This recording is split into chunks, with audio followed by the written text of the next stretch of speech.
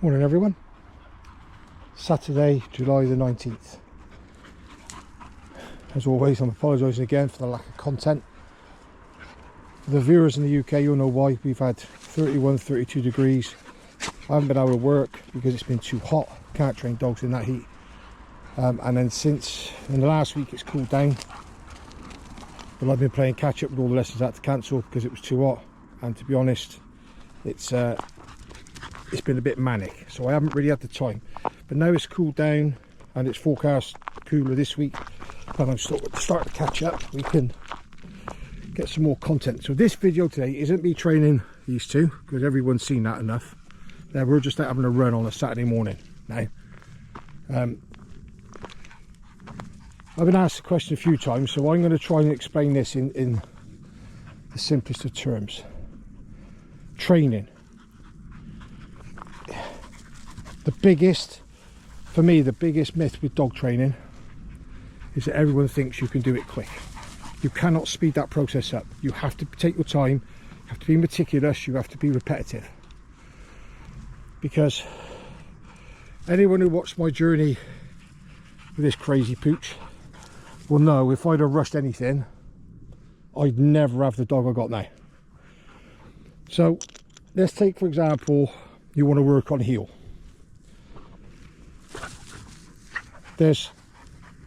Might normally go, oh, we take our dog out twice a day for 30 minutes. But that's not going to work when you're training heel.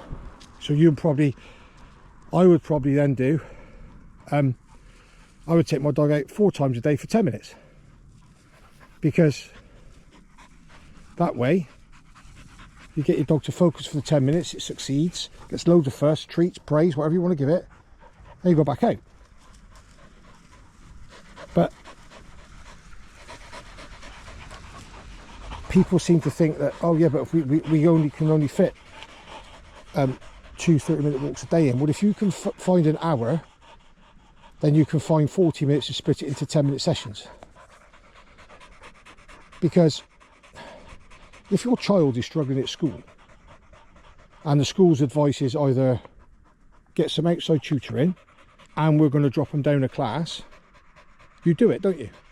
Because you need your child to understand and start to learn, so that over time they can catch up with their peers and learn at the same speed. But until that point, you've got to give them an opportunity to succeed, so they get dropped down to class or you get extra tuition in. But if you do that for your child, why don't you do it for your dog? The biggest frustrating thing for me is when people go, oh, I can't fit that in. Yes, you can. It's laziness.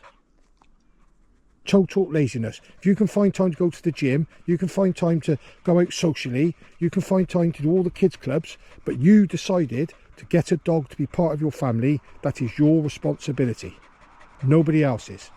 Don't palm it off with excuses, don't palm it off with anything else. If you cannot find the time to get out and, on advice of a trainer, train your dog appropriately, then do not get one, and do not start putting over social media that this dog is part of your family. It is not, because you're not prepared to put the work in. So if your dog is struggling with, say, recall, there's 2 ways you do this. Now, the simple way would be you put your dog in a car, you drive it to a field, you put a long line on it before it comes out the car, and you practice your recall training. Now, recall training I would probably do for 20 minutes, whereas heel's only 10. And then when it gets better, you could go out a bit longer.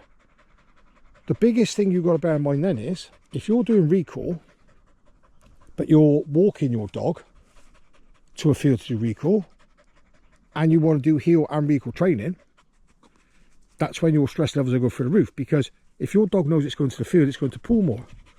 But you're trying to train it heel. How long is it before you start to go, oh, dog keeps pulling, if we get it to the field, put a long line. You've just then allowed your dog to pull you just because you want to rest your shoulder to get to the field. Whereas me and him on his own, he's really good. As soon as I walk in with Bill, he'll pull a lot more. So some days I'll get them out the car, I'll start to go to a field or somewhere to do some training, and if he's pulling more than he should be, or pulling at all, to be fair, we go back, he goes back in the vehicle, he goes on his own, and he goes away and he comes out on his own. Because he's got to learn that that is not going to get into the field. Just doesn't work. When I got him, Bill used to get 2 20-minute sessions a day. Easy for me, worked around that easy. When I made the commitment to get Dexter, it was evident he needed lots of little inputs. One long input, he can't focus. He's better now, look at him. So I got this dummy. But he was getting 10 2-minute sessions a day, 7 days a week. I had to get up earlier. I had to change how I work. I had to give him 2 minutes before lesson, 2 minutes after lesson, 2 minutes when I got to my next lesson, and so on. But now, he gets 2 20 minutes, the same as Bill, because we got to where we want. That's taken me nearly a year. But it's, you know, everything else, when I got him, and I knew what he needed, everything else went to the side. Like, going to a pub for a beer, if I take these two, that's fine. In other words, I haven't been, because some nights I knew he still needed 2 or 3 sessions, and I hadn't got them in, so I needed to get them in. Some might say it's a bit over the top, but I'm now reaping the rewards of that. Nearly a year, say 10 months. If I didn't do it that way, I could be doing this for 2 3 years. So when you're doing training, go on away. When you're training, you've got to do it around, make it simple, break it into small sections, and all you're looking for is for your dog to succeed and you to understand how to make it succeed. It's not about, like with recall, it's not like going out for an hour and just going recall. Like, they're running around here now. I haven't recalled them because they can run around as long as it's by me. You know, they're running around by me, so I don't care about that. If one of them decided to leg it at the top of that hill, then they get recalled to come back because that's too far. But whilst they're by me, they can run around like that and play. That's fine. Then they're going to prove me wrong. So your recall has numerous sections. There's recall where it's just, like the biggest one is, my dog's okay if it's just me and them. If it sees a personal dog, that's where it goes wrong. Well, if you're letting your dog off the lead, then you haven't done it properly. Because if it won't come back when there's distractions, it's not ready to be off a long line, is it? Next, stop eating that grass. Come on. Ready? So, sorry about that. So take your time, be meticulous. Trust me, 12 months of total commitment, hard work, focus. And if you've got a trainer, listen to what they're telling you and stick to their plan. You won't be far wrong. But what we don't want is, what I get a lot of is people want to learn and then you don't hear from them again, and you snow through friends of friends, they haven't kept it up. Well, that's up to you, isn't it? But at some point you're going to get found out.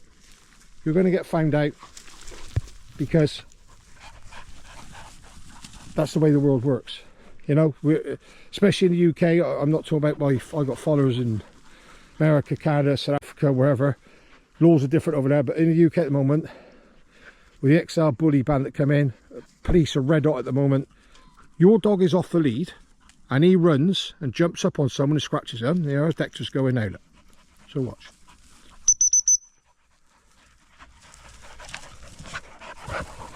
Ah. Well. So they will seize dogs.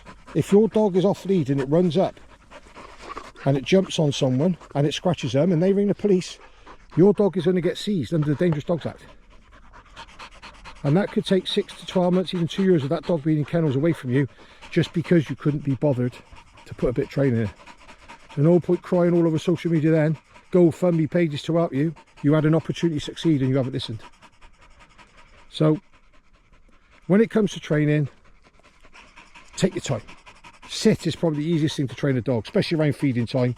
Put the bowl down, make them sit and wait a few seconds and say eat up, or go on, or whatever you want to say.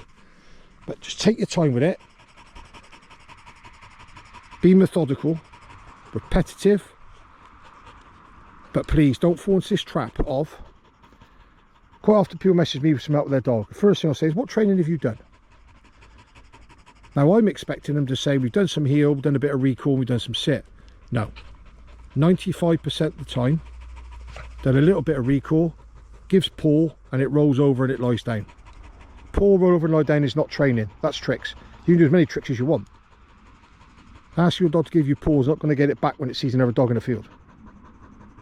Heel, sit, recall. 3 basic fundamentals that I believe that everyone should be made to do when they buy a dog. Wherever they buy it from, it should be they have to go either see a trainer, go to so many sessions and be able to prove that they've put that work in.